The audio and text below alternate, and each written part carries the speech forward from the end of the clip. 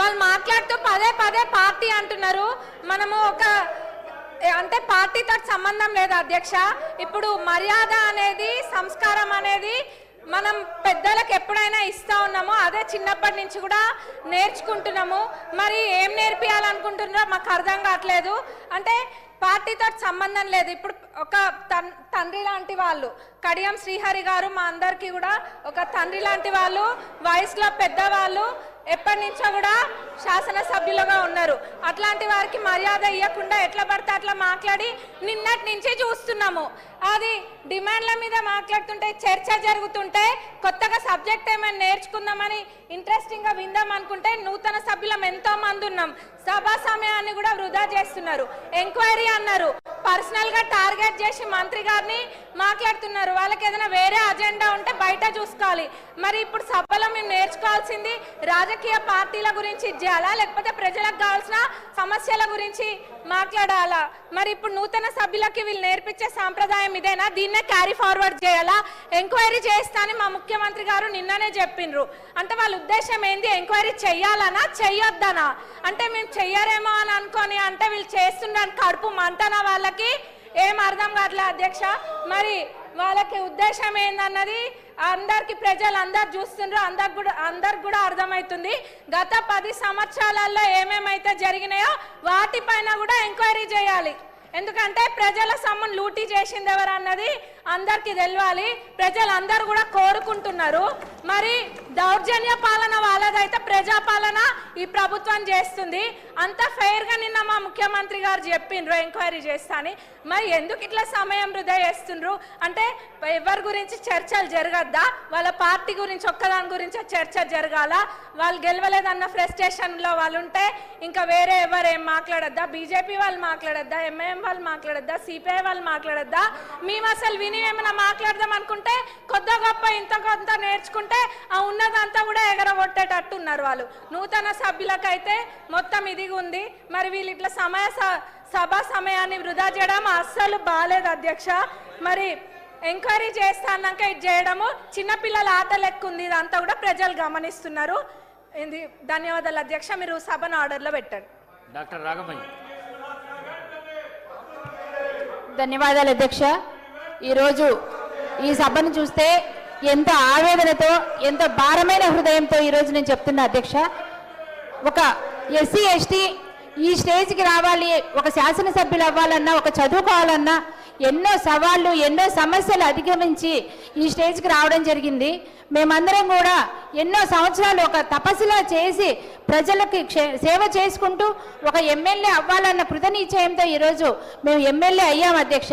కానీ ఈ సభను చూస్తుంటే ఎంత బాధగా ఉంది. ఎందుకంటే ఒక ప్రజల సంక్షేమం కానీ, ఒక ప్రజలకు సేవ చేయాలనే ఉద్దేశం కానీ, ప్రజల ఉపయోగపడే పనుల గురించి చర్చలు కానీ ఏది జరుగుతున్నా కూడా తీవ్రంగా అడ్డంకులు సృష్టించడం వాళ్ళ ప్రధాన అజెండాగా ఉంది అధ్యక్ష. ఎందుకంటే గత 10 సంవత్సరాల్లో వాళ్ళు పాలనలో ఉన్నప్పుడు చేయలేని ప్రజా ఉపయోగమైన పనులు చేసుకుంటూ మరి ప్రజలకి మనం అన్ని మంచి చేస్తున్నందుకు వాళ్ళకి కుళ్ళుతోటి ఈరోజు కాంగ్రెస్ కు మంచి పేరు రావద్దు, సీఎం గారికి రేవంత్ రెడ్డి గారికి కానీ, మా మంత్రివర్గానికి కానీ, ఎమ్మెల్యేలకు కానీ మంచి పేరు రావద్దన్న ఉద్దేశంతో వీళ్ళు ఇలా క్రియేట్ చేస్తున్నారు అధ్యక్ష. ఈ రోజు చూస్తే మరి కడియం శ్రీహరి గారు వయసు రీతే కానీ, అనుభవం రీతే కానీ ఎంతో సీనియర్ నాయకులు, అందరికి ఆదర్శనీయము. అట్లాంటి ఆయనని ఈరోజు మొట్టమొదటిగా ఎన్నికైన శాసనసభ్యులు అంత తీవ్రమైన పదజాలంతో దుర్భాషలాడుతూ ఆ హ్యాండ్ గెస్చర్స్ కానీ, ఆయన పోజ్ కానీ చూస్తే చాలా విచారకరంగా ఉంది.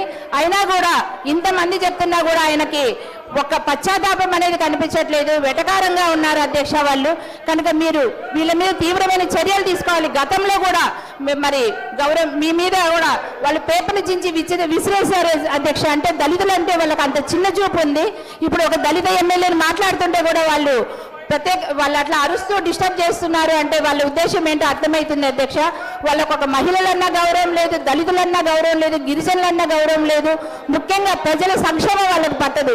వాళ్ళు దోపిడీ చేసుకున్నారు 10 సంవత్సరాలు. ఈ రోజు వాళ్ళది బయటపడుతుంది అన్నట్టు, గురవింద గింజ తన నలుపు ఎరగదన్నట్టు ఈ రోజు వాళ్ళ ప్రవర్తనని వాళ్ళు మార్చుకోవాలి. మన గౌరవ ముఖ్యమంత్రి గారు స్పష్టంగా చెప్పారు అధ్యక్ష, సిబిసిఐడి ఎంక్వైరీ వేస్తాము, హౌస్ కమిటీ వేస్తామని.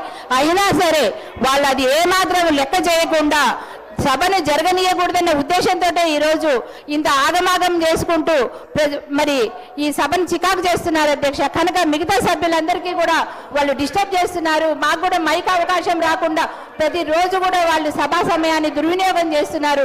నిజంగా వాళ్ళకు ప్రజల పట్ల చిత్తశుద్ధి ఉంటే, ప్రజల పట్ల వాళ్ళ సంక్షేమం పట్ల వాళ్ళకుంటే వాళ్ళు అన్ని సజావుగా విని ఈరోజు ఎంతో ముఖ్యమైన బిల్లులు ఉన్నాయి.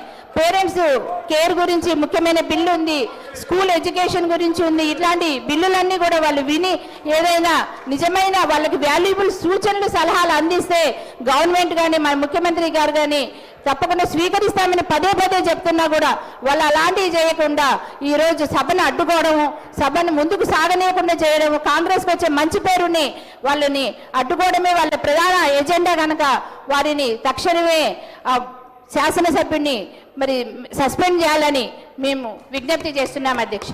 Thank you. మురళీ నాయక్ గారు. అధ్యక్ష ధన్యవాదాలు అధ్యక్ష. ఈరోజు ఈ అంశం మీద మాట్లాడడం నిజంగా కూడా చాలా బాధాకరమైన విషయం అధ్యక్ష. అధ్యక్ష, అసెంబ్లీ అనేది ఒక దేవాలయంతో సమానం.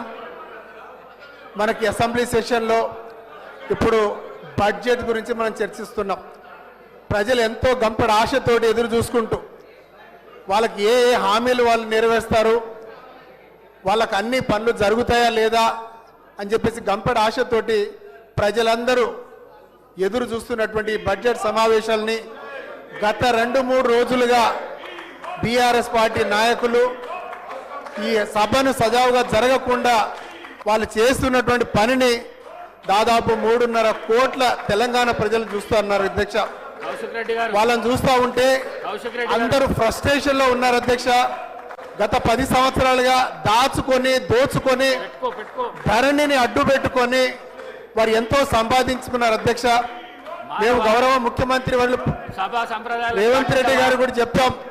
ఎందుకంటే ధరణిని ఒక ధరణి మీద హౌస్ కమిటీని వేయాలి, వేసి ఎక్కడెక్కడైతే భూ కబ్జాలు భూదందాలు జరిగిందో అవన్నీ వెలికి తీయాలని చెప్పేసి గౌరవ ముఖ్యమంత్రి గారిని కోరడం